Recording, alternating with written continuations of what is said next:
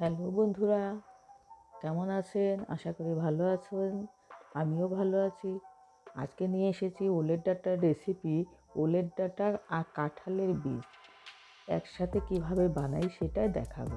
যেহেতু ওলের ডাঁটার সিজন এখন, আর কাঁঠালের বীজেরও সিজন, তাই ওলের ডাঁটার সিজন, অথচ ওলের ডাঁটা খাবো না, তাই কখনো হয়? চলুন দেখি কি করে রান্না করা যায়।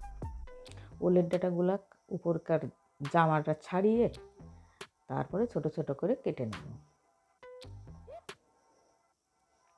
এবার উলের ডাঁটা কীভাবে কাটলে হাত চুলকাবে না, কাপড়ে দাগ লাগবে না, মেঝেতে দাগ হবে না, সব কিছু প্রসেস কীভাবে কাটবো সেটা আমার চ্যানেলে আছে, দরকার হলে দেখে নেবেন বন্ধুরা। এখানে আমি সেই প্রসেসটা করিনি, কারণ ওলের ডাঁটাগুলো খুব ভালো, এটা খালি হাতে কাটলেও এটা চুলকাবে না, তার জন্য এখানে এই প্রসেসটা দেখাইনি।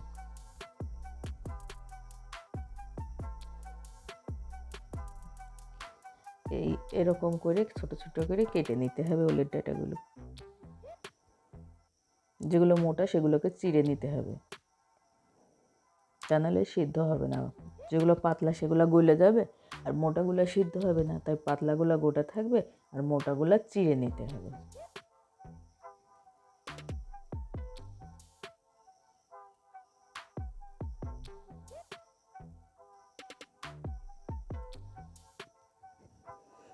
ভিডিওটা ভালো লাগলে লাইক, শেয়ার ও কমেন্ট করবেন, আর আমার চ্যানেলে নতুন হলে সাবস্ক্রাইব করে পাশে থাকবেন।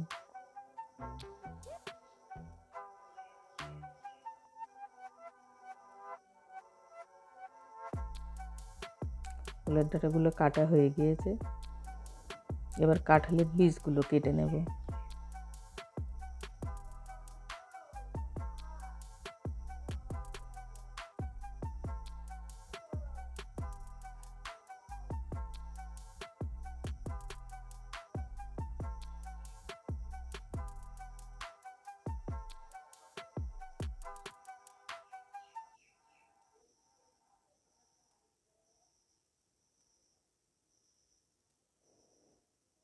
কাঁঠালের বীজগুলো এখনও ঠিকমতো শুকায়নি, তার জন্য খোসাগুলো উঠতে চাচ্ছে না।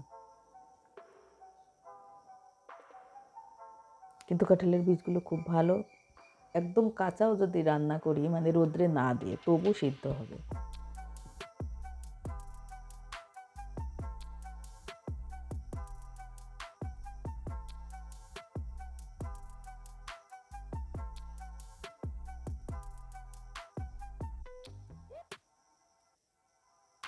কাঁঠালের বীজগুলো কাটা হয়ে গিয়েছে, এবার চলে যাব কড়াইতে। কড়াইতে জল বসিয়ে দিয়েছি, একটু লবণ দিয়ে দিলাম। এবার দেবো ওলের ডাঁটাগুলো আর কাঁঠালের বীজগুলো। ওলের ডাঁটা আর কাঁঠালের বীজগুলো সামান্য একটু ফুটিয়ে নেব, মানে ফুল সিদ্ধ করব না, হাফ সিদ্ধ করে নেব।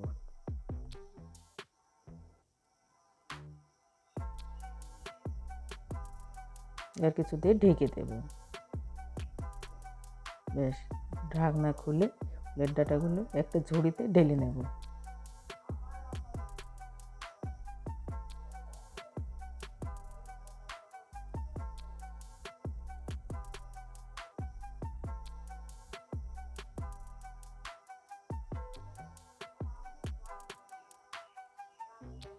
ওলের ডাঁটাগুলো ঢেলে নিয়েছি ঝুড়িতে, এবার সেই কড়াইটাই বসিয়ে দিয়েছি। কড়াই গরম হয়ে গেছে, কড়াইতে তেল দিয়ে দিয়েছি। এবার এই তেলের উপরে দেব কটা কালো জিরা,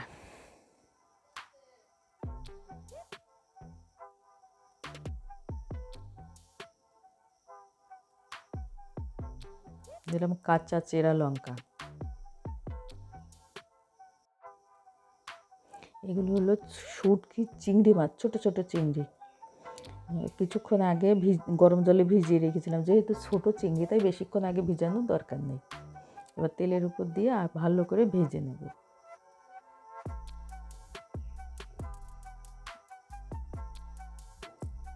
সামান্য সর্ষে বাটা দিয়ে দিলাম।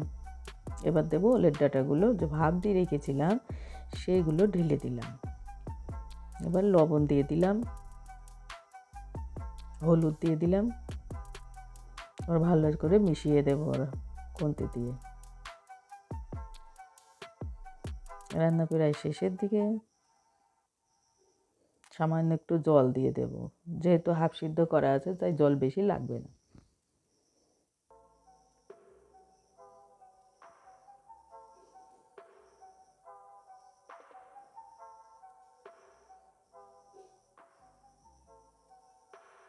ভিডিওটা শেষ পর্যন্ত দেখার জন্য সকলকে অসংখ্য ধন্যবাদ।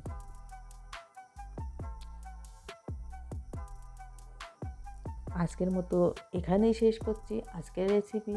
আবার পরের অন্য কোনো নতুন ভিডিওতে দেখা হবে। ততক্ষণের জন্য বন্ধুরা সবাইকে টাটা, বাই বাই। সবাই ভালো থাকবেন।